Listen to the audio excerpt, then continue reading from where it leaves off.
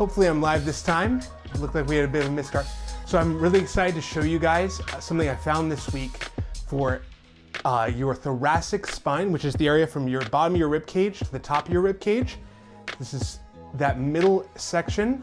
I have a stiffer thoracic spine, so I was really excited to find this week. I learned it from actually Squat University. They're another YouTube channel. They're great stuff if you ever want to check them out. But that's where I learned this foam roller technique. So what you're gonna do is lay on your back on the foam roller. And what we're trying to do is actually pull the spine back down towards the ground. So you're gonna bridge your hips up, push your arms out and forward. That pulls your shoulder blades away from your rib cage. So you're resting right on the rib cage with this. And then you're gonna pull up towards your head, trying to extend your spine out and away, trying to round over that foam roller.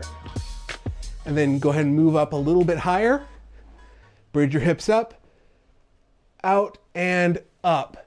Now when I did this, I actually felt the click in my spine, like a good click of it moving back into place. So I tend to have a very stiff spine.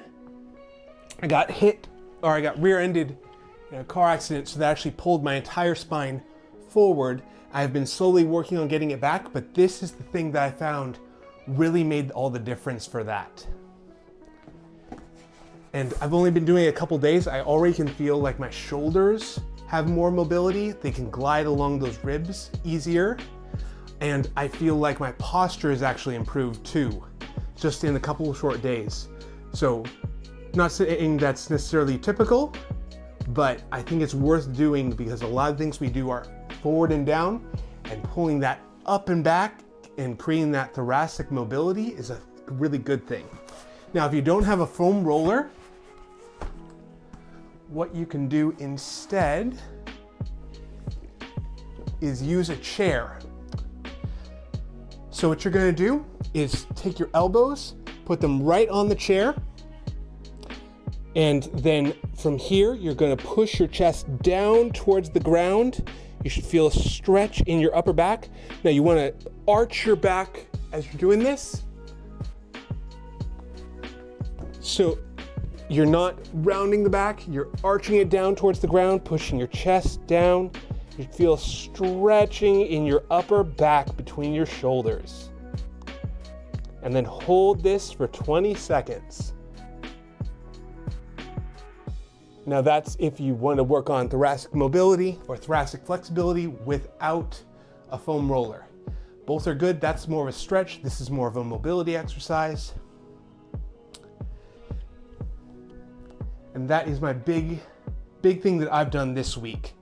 So I'd love to hear from you guys. What's something that you saw that was really eye-opening, that like maybe an exercise or a stretch that really impacted you?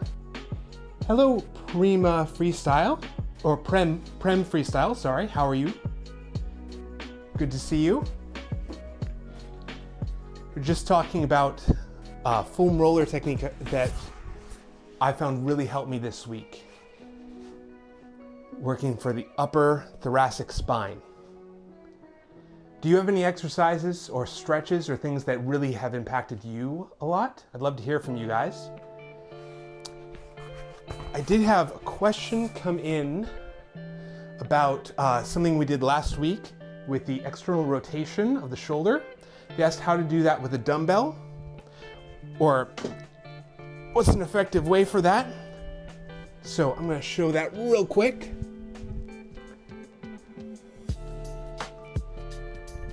So with a dumbbell, if you want to work the rotator cuff with the dumbbell, what you can do is lay on your side with your hand right at your belly button and then rotate up and away against gravity. That will get you that rotation movement if you just have a dumbbell and no pulleys.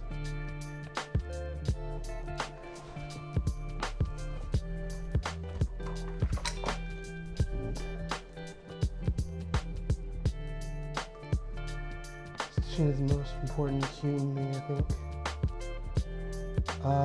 Daniel Vaswani, hey man, I've been able to double my shoulder press thanks to your shoulder stretches. Oh good, I'm glad.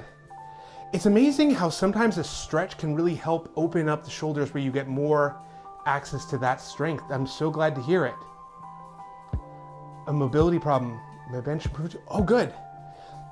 I hear you. It's so funny. Sometimes you can't access that strength because other things are tight. There's something called reciprocal inhibition, especially in the hips, where when one side is tight, the other side can't engage fully as a defense mechanism to protect itself. So it's cool that you saw, I'm so glad that you saw an improvement because of those stretches. That's great.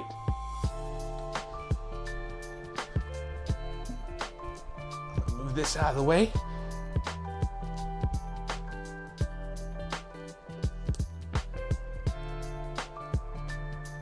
Yeah, thank you for coming in and letting me know. That means a lot to hear back from you guys. I appreciate it.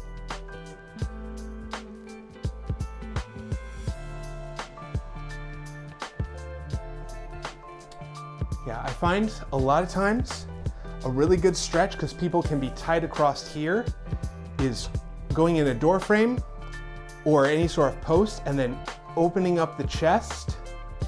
And I'll stretch right across here. A lot of people are tight in these internal rotators and the pec muscles.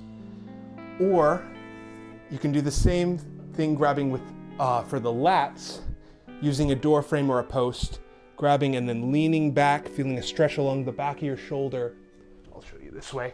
So stepping back, feeling a stretch all along the back of the shoulder here. That really lets those open up and fully lengthen, then fully contract. Prem says, I'm from India, sir. Oh, welcome from India. Glad you're here. Man, you must be up relatively late then. It's a lot later there, I know. Daniel says, wasn't immediate, but I noticed over 3 weeks, which is about 9 push sessions. Oh, excellent. Yeah, sometimes it takes a little bit of time for that change to happen, but then if you stick with it, I'm so glad you are being consistent with your workouts. That's the number one thing. It can be the perfect workout, but if you don't do it consistently, you're not going to see the benefit from it. So I'm glad you're staying consistent with your workouts. That's awesome. I like your schedule too of doing 3 a week. So you said 3 weeks, which is 9 push sessions. It's good. Good stuff. Hello, Dropping. Good to see you.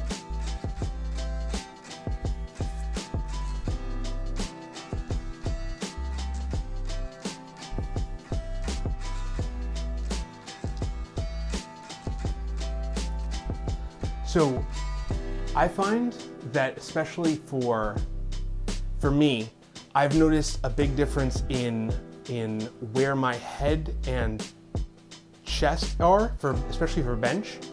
When I used to bench more like this, where my shoulders were up, and really extending through that spine and opening up has really helped get more power out of that bench press. Where I've really noticed the biggest, I can actually feel it in my pecs now rather than being tight and not really contracting, where it's all coming from my tricep. Monday, Thursday, Daniel says, Monday, Thursday, Saturday, they're my main weak points, so I need to get it up. Oh, gotcha. Your shoulders, you feel like, are your main weak points? Is that what you're saying?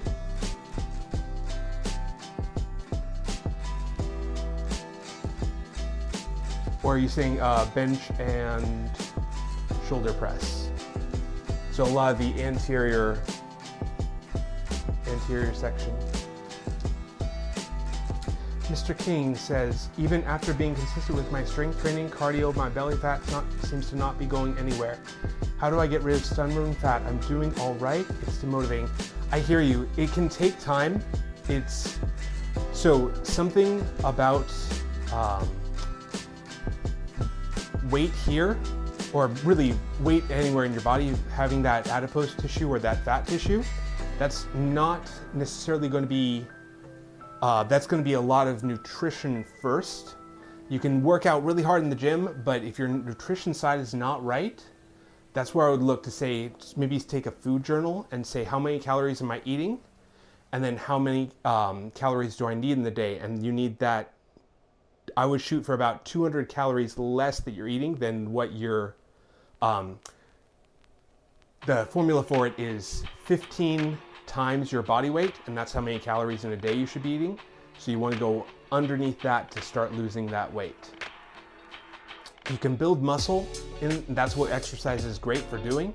But if you want to lose weight, that you really have to address that as a diet or a food issue first.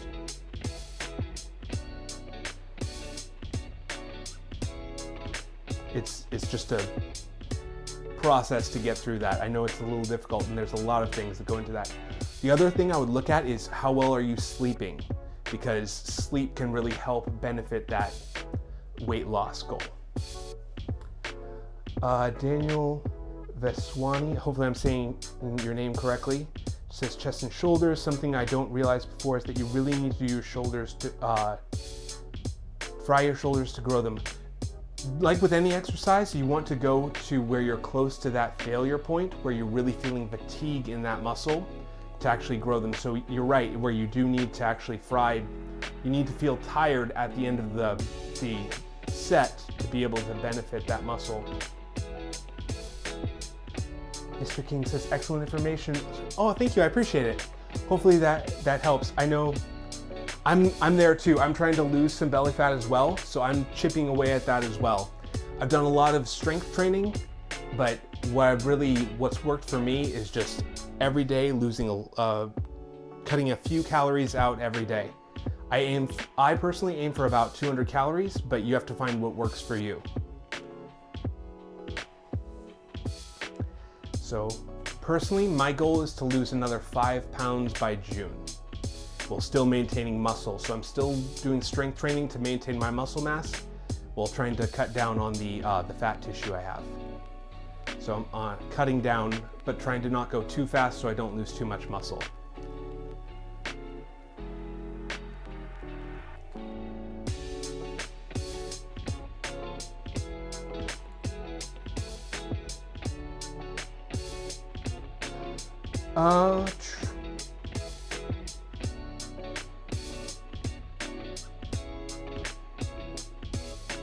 So Daniel said about shoulder pain being a reason to stop. So one thing I would caution you on is if you have shoulder pain going down your arm, that's something you want to worry about, because that means you're actually pinching the nerve in here.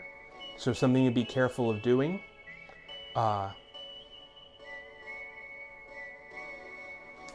Because you don't want to play around with nerves, and if you do have that, you're going to go get that checked out. So it depends on what you mean by pain. If it's just fatigue, then that's one thing, but if you have actual pain, you want to pay attention to that. Something you can do that's good for shoulder is a face pull. So I'm going to show this with dumbbells, but you can also do this with cables. So you're going to lean forward, and then from here, you're going to pull up to your ear. And so you're actually engaging the muscles in the back of your shoulder and some of your rotators as well, which are a little down lower. So it's the anterior deltoid, some of the teres minor infraspinatus. So you're pulling up into rotation as you pull your shoulder back. So leaning forward. You can do this laying down on a bench as well, with your arms hanging, and that'll help stabilize the stabilizers in your shoulder and actually help you build up that shoulder stability as well.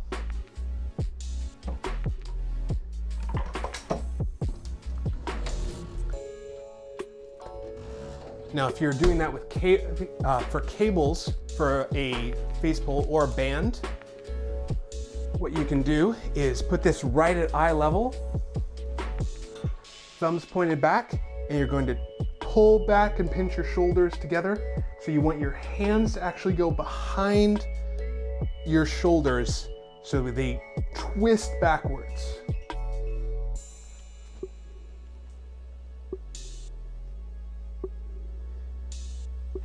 You do cable pulls sometimes? Now when you say cable pulls, are you saying like a lat pull, or are you doing that twisting back? Because this is good for the lats. This gets the opposite side. So lats pull internally, and then face pulls pull externally. So we're getting the other set of muscles. Because all muscles work in pairs, so one pulls one direction, the other pulls the other direction. Hey, Jody Irwin, thank you for all the info. I'm glad you're enjoying it. I am glad that this is helpful. Okay, you do face pulls. Excellent, Daniel. You do, that is awesome.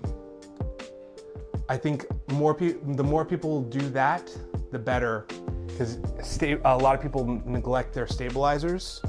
So they work on the big mirror muscles, but not as much on the smaller muscles, and those can fall behind where they can't keep up.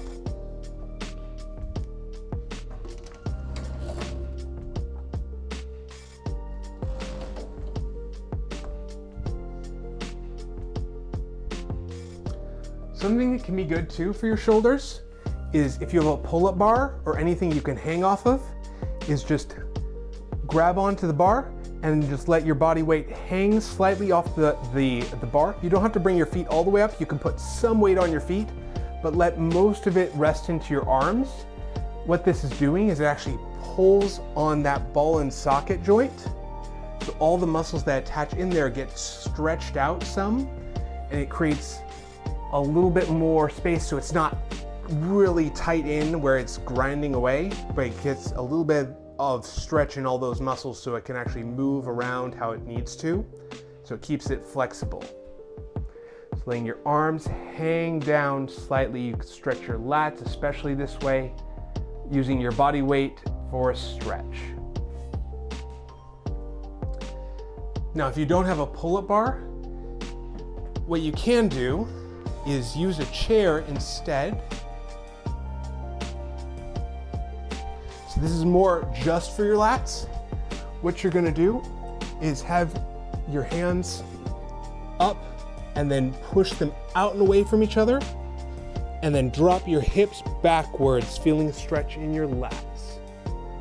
So you want your hands away from each other and then pushing backwards. They'll feel a stretch in your lats along here. Goes from your rib cage all the way down into your hips.